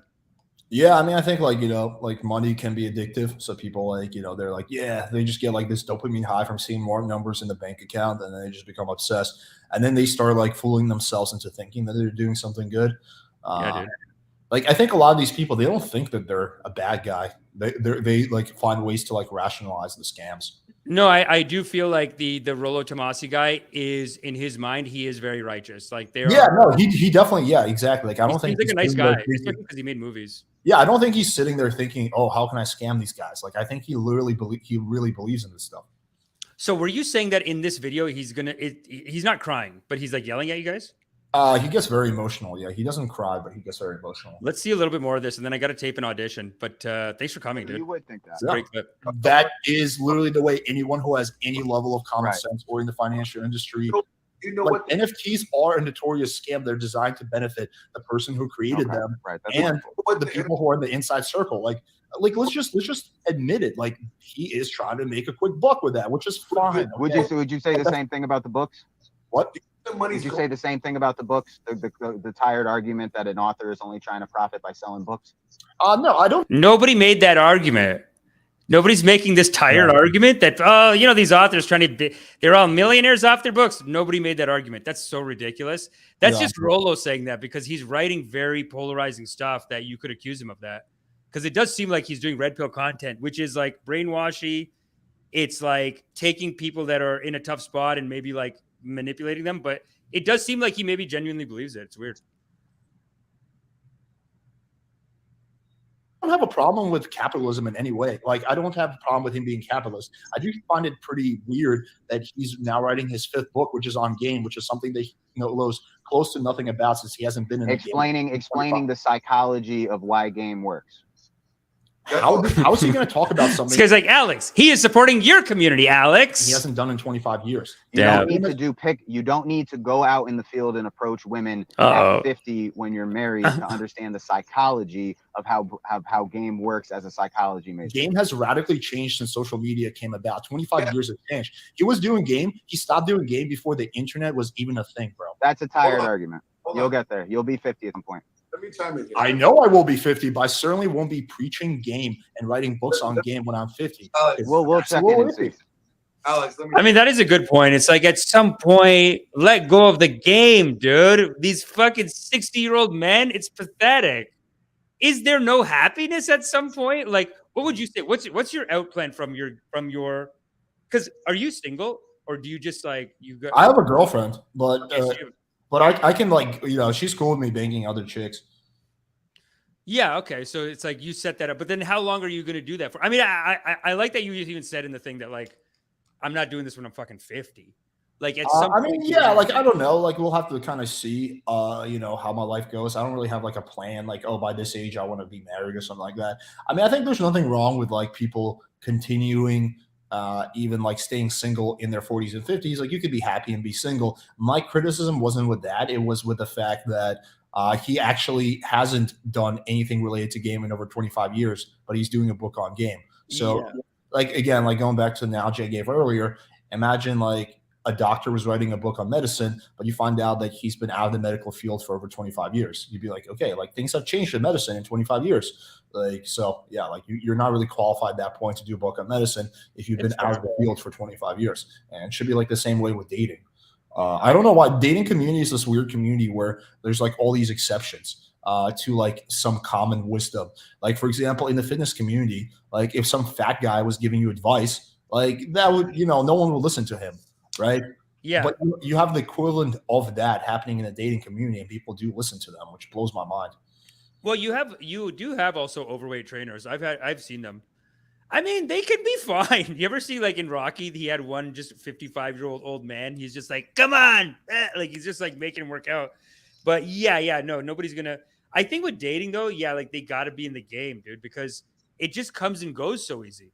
Like anyone who's been good with girls and then you can have it off, like, you got to stay tight. It's like stand up, I guess. You got to keep doing it. Hey, damn. It's the same thing with dating. It's like you got to keep getting out there or else you'll just get scared after a while. Yeah, it was, I don't know. It'd be like when I was like 17, 18, I used to be big on snowboarding, but like it would be like me trying to teach snowboarding now when I haven't snowboarded in 10 years. Like I used to be good at snowboarding, but like I'm no longer qualified to teach snowboarding because I haven't done it in over 10 years. It's not like if you do something 30 years ago, it just stays with you for life. Like things change, things evolve. Like for example, social media, that wasn't even a thing when Rolo was single. Now it's a huge part of like, dude, it's like the whole game now. Yeah. It's like, so it's like really like if you've been out of the dating scene for 25 years, then you're no longer really qualified to talk about dating. That's it, dude. I mean, he's out of the game. The books keep coming out. The NFT is the issue. I don't even it's like the NFT is like, so it is so wrong. And like, if there's anyone in here in the comments and you want to ask us about it, you can come on, but I'm going to go. I do have to go soon. But is anyone here in it or they want to talk about it? Because if you are, now's your chance. I'll post a quick link. But or if you want to debate me, I'm open to that too. Yeah, or we can have a debate over on. You guys can have a debate on the Playing with Fire channel. But call in. I'll give you like 2 minutes to call in, and then we're gonna call it. But thanks for coming, man. I appreciate it. And then I got to come to yours now. If that's cool. I mean, it's interesting. It's like I started putting up these ads for my meditation show, and I feel like there's been a lot of like response from girls from the ads that are like not for the meditation show, just to like hang out. And I always do this with dating. I only work on it when I have nothing. And then as soon as I have some of these, I'm like, I don't need to work on that. You know what I mean? But no, it would be good to fix up the dating profiles. You know what I'm saying? Yeah. We can definitely brainstorm some ideas.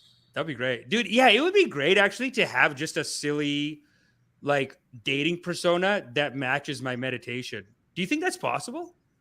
What do you mean, like silly dating persona? Like I'm talking about, yeah, that does sound awful from the top, doesn't it? Because I have like a meditation show. It's a loving kindness meditation. That's why all the branding here is about that. It's like we talk mostly about spiritual stuff. We do talk about scams still and cults, but a lot of stuff we talk about is spiritual usually. And I run a loving kindness meditation show, so it would be good to get girls who are into meditation. So is it possible to brand your Tinder so that it's like we're looking for spiritual applicants here? Yeah. That's like an angle that some people take. Yeah. Okay, cool. Dude, I would love to come by, man. That's great. Whenever you can have me. And then if anyone, I don't think anyone's going to call in right now. That's crazy. Because the lunar one, I think, honestly, I don't think this one's that big. That's a good one with the red pill lines I'm talking about. I don't think it's that big. Luckily, I think his main videos get like hundreds of, like, I feel like they're in the 100,000s. And then the NFT ones, the red pill lion NFT is getting like 15,000, 20,000. Yeah, I mean, I think most. Yeah, I mean, I guess we'll have to see how it goes. But at the end of the day, we won't even really know because they're not going to release the financial statements, so we won't even really know how much money they make. That's too bad. And so you've seen these things pump and then dump before, and then are you saying that nobody comes out and says, "Yo, I got fucked up, I got fucked"? Like, is there going to be? No, that happens all the time with NFTs. Yeah, like whenever whatever an influencer does an NFT, yeah, I mean, usually people come out and they say like, "Oh, I fucking lost like $1,000 or something." Fuck, that's terrible. $1,000, eh? That's not bad actually. I always thought it really depends on how much money you spend. I mean, I guess you could lose a lot more and a lot less. Sorry. You put in. Yeah. It seems like people are going in like $5,000-$10,000 and then just being like, "What the fuck? I should have bought a house or something." Yeah, or whatever. I mean, I guess it'd be kind of hard to buy a house for 5,000, but yeah, whatever. Or like invested in something real. Yeah, like invested in like something real, like bonds or something like that. Or yeah. All right, everyone. Be careful with these red pill NFTs. They're trying to get you. And if you're working on your online dating, check out Alex's channel, Playing with Fire.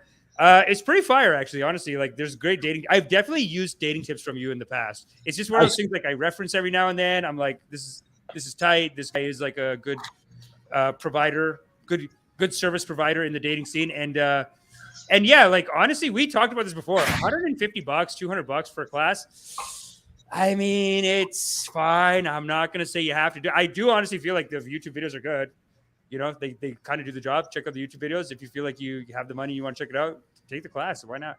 Yeah, I don't really give a fuck if people like buy my course or not. Like I never really hard sell. So if you want to go for it, if not, you can check it out. I have so much fucking free content. So either way.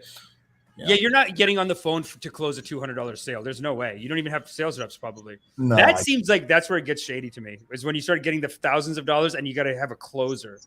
Yeah. I mean, definitely not for like $169. That would be just like insane. That'd be crazy. Yeah, totally.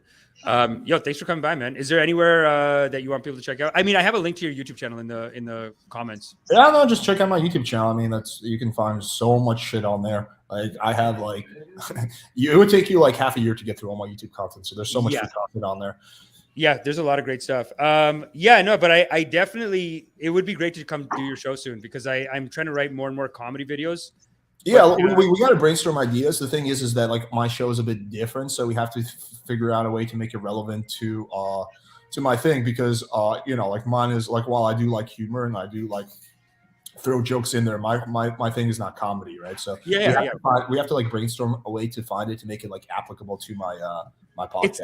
It's like we gotta basically treat it like a student. It's basically like it has to be like a real student to profile. Like what do they call it when they do a case study? It's like a case study. Like that could be an interesting angle. Yeah, we'll definitely discuss it. And let's maybe like shoot me over some ideas, and I'll just. I got laid with Playing with Fire, and you can too. It's like we needed some kind of video. Like I mean that sounds like a tad corny, but yeah, like just like shoot me over some ideas, and I'll just pick the one that I think is like the most I don't know, beneficial to my audience. Sick, dude. Thanks for coming, man, and thanks for telling us about this red pill NFT. Such a psycho. Yeah, thanks for having me, man. It was fun. All right, buddy. Peace. Take care, guys. All right, people, get funky with that music. Well, that was nice. Yehuvi wasn't here to say, To wag his finger. No, I don't want dating. It's fine. He brought to our attention a very, I had no idea that someone would marry the NFT with Manosphere red pill philosophy. I didn't think it was possible. You know what I mean? And every day we're learning new things. And, you know, this is where you got to say, because I was actually telling him, like, I don't think we should do the show. Like, we have to find something relevant. I mean, just like he was saying to me at the end there, he's like, we got to find something relevant because, yeah, you have to have integrity with the audience. And without the NFT thing, I'm like, I'm not just going to bring you on here and just talk about, you know what I mean? Like, hey, yo, you know, I know we did this thing, Jehovah's Witness thing, and we did this ex-cult leader and this, but how do I fuck? You know what I'm saying? I don't want to do that to the community. You guys are here because, you know, we do cover these spiritual topics. They're very beautiful. And these cult leaders, I think Cult Rehab is going to be a banger series. We just have so many more things coming out for it. Natalie Natalie Grand, she was on 2 episodes, both of her episodes, crazy hits on them. And I was just telling her, like, I'm getting like 14 texts a day. And each one is a thick, like, look at what this fucking piece of shit did. Look at what this guy did. Look what this guy did. It's all fucked up. So we are going to bring that back on. And we got to do another episode with Natalie Grant. I mean, she's killing it. The episodes are killing. And her topics rip. I think she said, like, I was a little shocked at the last episode. I think she said rape in, like, the first minute. Like, she was like, like it was just like a joke, and then silly, and then silly, and then she's like, yeah, and then they raped 14 people. And I was like, and the whole episode was basically like that. Nityananda too, what a psycho, dude. When he puts your name in the middle of his name, it's like, dude, what are we doing? And they just got that hard ass attitude. What can I say? Tough titties. Tough titties. What can I say? Tough titties. Let's play a little nice flight to Tunisia as we leave. But yeah, next episode, we got Chris Robinson coming. He went to Jehovah's Witnesses. He's actually a comic. And then I think, yeah, he's going to have some fucked up shit, actually. I think he's going to have some weird stories for sure. Because he left now. And I remember one time I was doing some spiritual bit. Like, I was doing a bit about God at a comedy show. And he was like, yo, I want to hear more about that. That's very interesting when you're talking about God. Some people have a thirst for the knowledge. Some people like Yehoovi over here. You celibate? What is Yehoovi? A celibate? Yehoovi, why don't you want to bang? We are here to make love to each other. We are here to be divine masculine so that their divine feminine can come to us and we can all dance. Why Yehoovi? Why? What is this? Ugh, I don't want dating. Yehoovi, just cool it, baby. Raziel the Great. I was raised as a Jehovah's Witness. I have stories. LOL. Raziel, do you want to come on the show? Raziel the Great, you should come on the show. It is maybe your karmas. Yehoovi says, I'm a celebrationate. Celebration. I'm celebration. Okay, I'm a celebration. Don't know what that means, Yehoovi, but God is great. Listen, Space Chimps is here. Calvin Picorni is here. Jay Gabru. Janet V. Johnson. Janet V. Johnson, Digital Solutions Media. Digital Solutions. I just put up some Instagram. Yo, let me show you guys the video of BB's. The video, I'm very happy with it. It's such a dumb video. Okay, wait, let's play both of the videos. Am I psycho if I just play my own videos, though? But now, am I crazy? Am I crazy person now? Hold up. DM.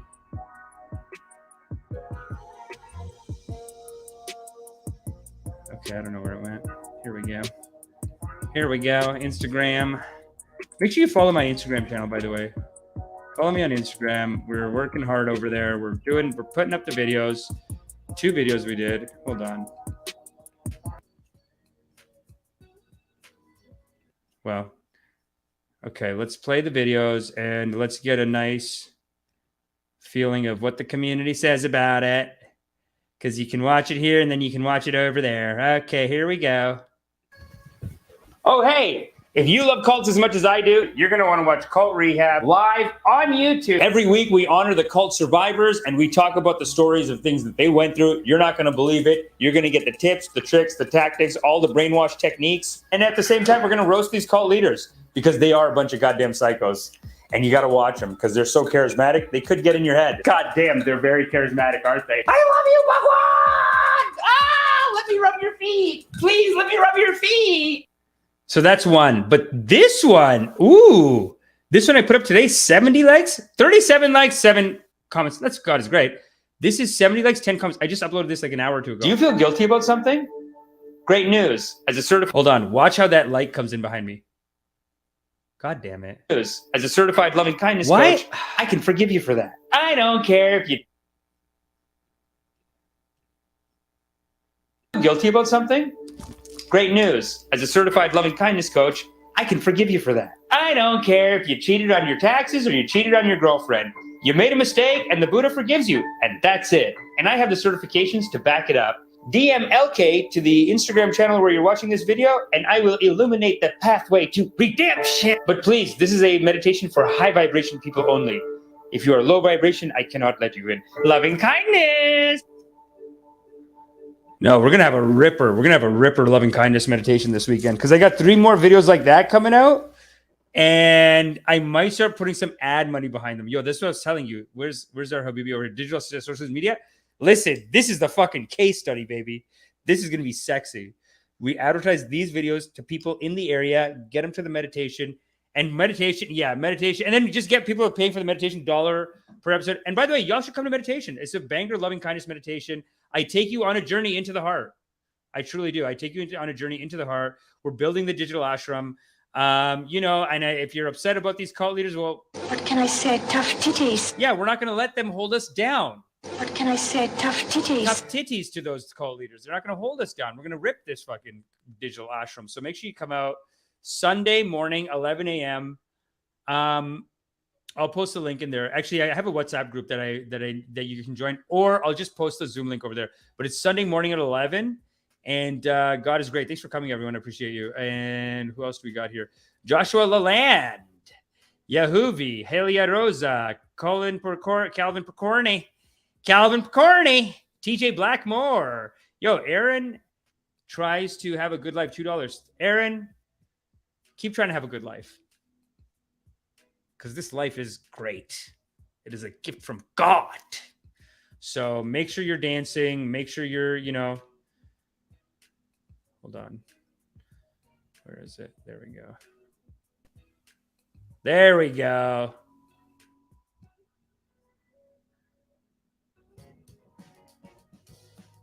That's it, baby. That's it. Get funky with that. And music. Get funky with that music. That was a great episode. Make sure you support Playing with Fire over there. I hope I can do his channel. I don't know when I'm going to have time, but it would be great to do his channel too. It'd be fun to look at the social media sites. But also, these ads that I have coming out, they're going to be very sexy. And make sure you get ready for this beat to drop. It's not going to drop yet. It's going to drop right. Let that rip. Da-na-na. You are loved. You are loved.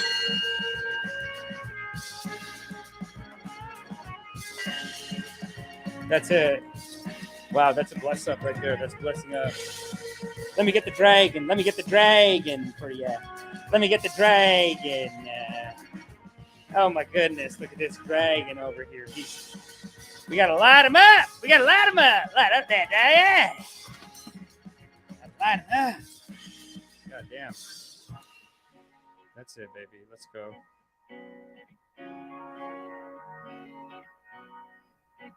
Get funky with that music. Get funky with it. Support the digital ashram. Make sure you tell your friends. Hit the like, hit the subscribe. And don't buy these goddamn NFTs, people! How many times we gotta tell you? You gotta stop with the scams. Stop with the get rich quicks. Make a real piece of art. You know what I'm saying? Do something fun. Do something silly. We got silly shit coming out here. I'm telling you. Silly, wacky stuff. Silly, wacky stuff. No, the live streams are truly going to be like we're upping production on live streams.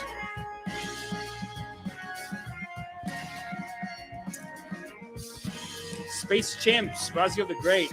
We are upping production on live streams, but produced videos are coming out. You know what I'm saying? Produced videos is the key to growth, and like sketches and silly stuff and comedy and all of the God is great good stuff. And say hello to my little friend. That's it. You are blessed. Look at this thing. Got a little pat. Got a little pat. Have a good weekend. It's gonna be good. It's gonna be a sick weekend. I'm gonna be at the Vatican on Friday night, downtown Toronto, Vatican gift shop. It's gonna be a ripper of a party. Can't wait. Space Chimps, Cogs, Raziel the Great, Yehuvi, BS, Janet V. Johnson. That's it. There it is. Fudd is here. Fudd is here. Jay the Nerd is here. Late Night Ninja. We got a Late Night Ninja. We have good ratings that night. Didier Munyamaha Brainzy. Honestly, 9 p.m. might be the time to do the show. Turbo Chad is here. Turbo Chad, what's up, baby? Schwa, of course, is here. Julius Caesar. Oh. Julius Caesar is here. God is great. Did y'all get this? Dear Karmas, be joyful in life. Dancing. Still not ticked off, people. But also, I wanted you to see something here. There you go. You see that? Your boy's a Canadian Screen Award winner, Writers Guild of Canada Award winner. God is great. And God is great. Great things coming for the channel, people. Thanks for supporting. I love you. I'll be back Sunday morning. We're going to do a new episode called Public Forgiveness, and then Cult Rehab Sunday night, 8 p.m. with Chris Robinson, our guest. Going to be a ripper of an episode. And God is a great.